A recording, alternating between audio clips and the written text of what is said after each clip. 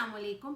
आज આપણે બનાવીએ છીએ એક અથાણું જે મસ્જિદમાં ઓલાકા દર વખત બનાવે છે, જે ચોખા શાક સાથે જાય, પિલાવ સાથે જાય, બિરયાની સાથે જાય ને મારું ફેવરેટ સેન્ડવિચ ઉપર નાખીને બટર સાથે ખાવાનું ને આ રેસિપી આવે છે આપણા પાસેથી સકીના સાલે મોહમ્મદ, જે મિનેસોટામાં છે. એ આ બનાવે છે. હવે આ વિડીયો એમાં મેઝરમેન્ટ્સ નથી, પણ હું તમને થોડું ખાલી કહીશ કે આપણે કેટલું શરૂ કરે, પછી તમને જ્યારે ટેસ્ટ કરશો તમારું અથાણું તો તમને ખબર પડશે કે તમને ગમે છે કે તમને વધારે કાંઈ નાખવું છે કે ઓછું, તો એ તમને ઓલું કરવું ખપશે. હવે આની અંદર તમે કેરી પણ નાખી શકો છો ને એ કેરી નાખે છે, પણ હમણાં હવે ઠંડીનો મોસમ આવે છે તો કેરી એકચ્યુઅલી મીઠી થઈ ગઈ છે, તો મને મીઠાશ નથી ગમતું, તો હું આ વખત કેરી નથી નાખતી, પણ હું એમાં ક્યુકમ્બર્સ નાખું છું, કાકરી નાખું છું. અને કાકરીનું એક જ પ્રોબ્લેમ છે કે જ્યારે તમે બનાવી લેશો 1-2 દિવસ પછી તમે જોશો કે એની અંદરથી પાણી વધારે નીકળશે.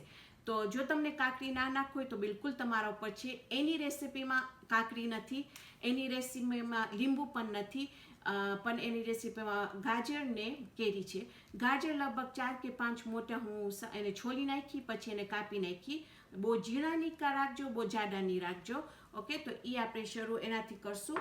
પછી હું તમને અત્યારે જે વસ્તુ જે હું વાપરીશ કે જે મારી ઓલું છે એ હું તમને લેટ નો કરીશ. હવે એની રેસિપીમાં આપણે ટમેટો પેસ્ટ નાખશું, લગભગ 2 ચમચા. અહીંયા મારી પાસે એક્સ્ટ્રા ટમેટો પેસ્ટ છે, જો આપણને જરૂર પડશે નાખવાની તો આપણે નાખશું, કારણ કે હું તમને કીધી કે આમાં ખાસ માપ નથી. એમાં 1 ચમચો કેચઅપ નાખશું. હવે કેચઅપનું શું છે કે હું જ્યારે એક વખત ઘરે બનાવી જો વધારે કેચઅપ નાખશો તો મીઠું થઈ જાય છે, તો પહેલાં તમે ઓછું નાખજો, પછી જો તમને વધારે નાખવું હોય તો તમે એડ કરી શકો છો. એની અંદર આપણે નિમક નાખશું આપણા સ્વાદ પ્રમાણે. એની અંદર આપણે નાખશું ધાણાનું પાવડર, એ આપણે શરૂ કરશું 1/2 ચમચી સાથે. 1/2 ચમચી આપણે જીરુંનું પાવડર નાખશું. 1/2 ચમચી આપણે કરી પાવડર નાખશું. અને જો તમારી પાસે કરી પાવડર ના હોય તો તમે એની અંદર હળદર નાખી શકો છો. ને હળદર થોડુંક શરૂ કરજો પહેલાં નાખવાનું, તો આખું કલર તમારું રંગ ચેન્જ ના થઈ જાય. એમાં આપણે 1/2 ચમચી આપણું મરચું નાખશું, અને એ પણ તમારા સ્વાદ ઉપર છે. જો તમને બહુ મરચું ખાતા હોય તો તમે વધારે નાખજો, અમે બહુ મરચું નથી ખાતા. એમાં આપણે 1 ચમચી ફ્રેશ લસણ ને આદું નાખશું, અને પછી આપણે અંદર લગભગ 2 થી 3 ચમચા આપણે એક્સ્ટ્રા વર્જિન ઝૈતુનનું તેલ નાખશું.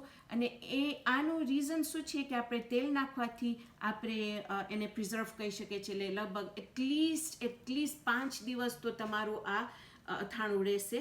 તો ચાલો આપણે શરૂ કરીએ, અને ઇન્શાલ્લાહ હું તમને પછી ઇન્શાલ્લાહ વઘારેલું જે અથાણું છે એ પણ હું તમને એની હું વિડીયો કરીશ નેક્સ્ટ ટાઈમ. તો ચાલો આપણે શરૂ કરીએ. Tomato paste,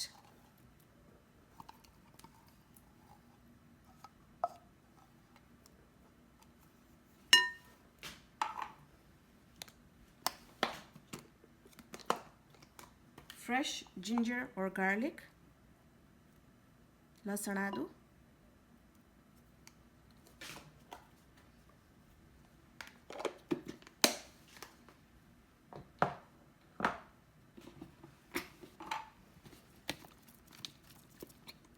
ketchup,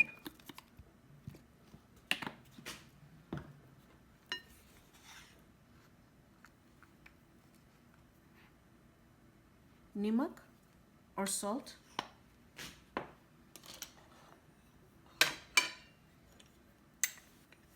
lime juice, લીંબુનું juice,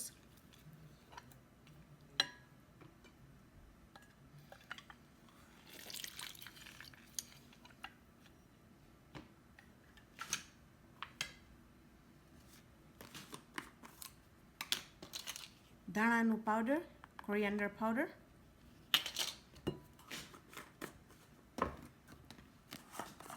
જીરુંનું powder, cumin powder,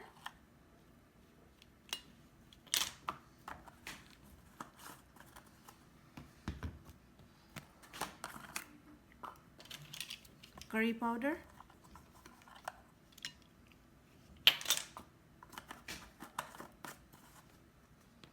cayenne powder, કાં તો મરચું, ઝૈતુનનું તેલ or olive oil,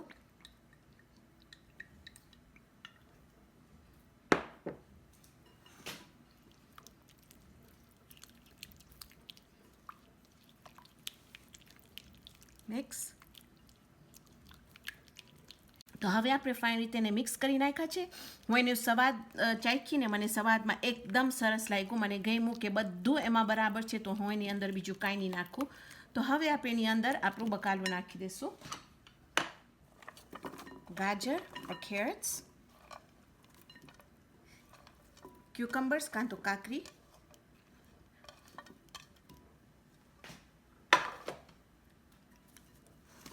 મિક્સ.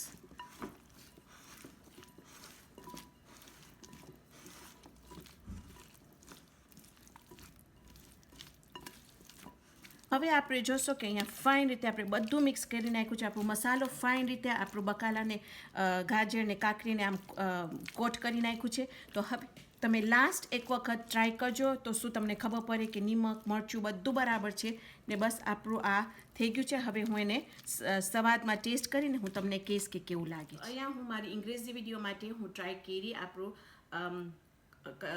જે અથાણું, અને એકદમ મસ્ત થયું છે. એનામાં એટલું જ મરચું છે જેટલું મારા માટે અમને ગમે છે ઘરમાં, પણ તમને જો વધારે નાખવું હોય તો તમે નાખી શકો છો.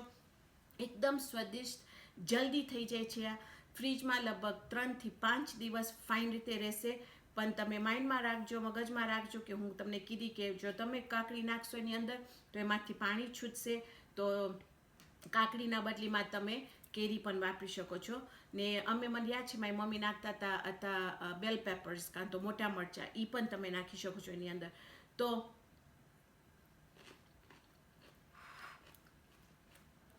તમને સ્વાદ માટે, તમારો પોતા માટે તમને ટ્રાય કરવું ખપશે. પણ એકદમ મસ્ત થયું છે, એકદમ જલ્દી ડીશ છે. તમે મારી બિરયાનીની વિડીયો છે, મારી પુલાવની વિડીયો છે, મારું ચોખાને શાકનું વિડીયો છે, ચૂંદાનું શાકની ચોખા, બિરયાનીની વિડીયો, બધી વિડીયો તમે જોઈ અને આ બનાવજો. એકદમ મજા આવશે તમને. તો આજે આપણે બનાવ્યા છે આપણું ગાજર ને કાકરીનું અથાણું. ઇન્શાલ્લાહ આવતી વખતે આપણે બીજી જબરદસ્ત રેસિપી બનાવશું. તો ત્યાર સુધી ખુદા હાફિઝ.